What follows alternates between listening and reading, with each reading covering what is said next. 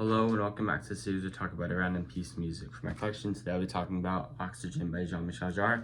Before I continue, I did not cut the corners off. It was the only copy of the record at the record store, and I really wanted to have a copy of this album, so I just bought it. I don't know who the fuck would do that. Anyways, this must be the debut by Jean-Michel Jarre. Actually, I'm not sure about that, but it's anyways most popular album, or in effect his debut if it's not.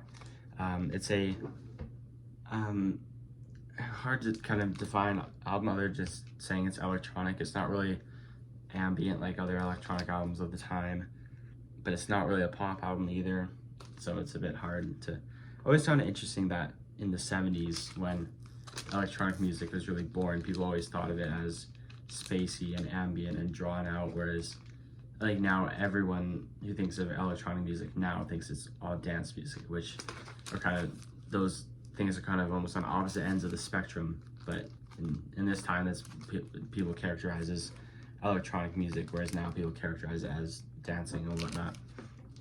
Anyways, it is a in effect I don't know what the word is, but it's sort of a titleless album. All the songs don't have any titles, just Oxygène parts 1 through 6, and it's all instrumental. I think most of the instruments were played by Jean-Michel Jarre, and I'll just probably talk a bit about each part. Oxygène part 1 opens it, and it's probably my least favorite. I think it's just not really, but if anything, it's a bit too long. But it's kind of necessary to open the album, I suppose. Part 2 is really good. It's also a bit of a longer one. Part 3 is probably one of my favorites.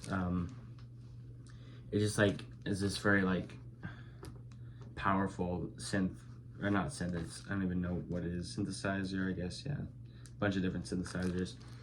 I always like playing just when I just cue songs on my phone, playing part 3 into part 4, because all the songs transition into each other.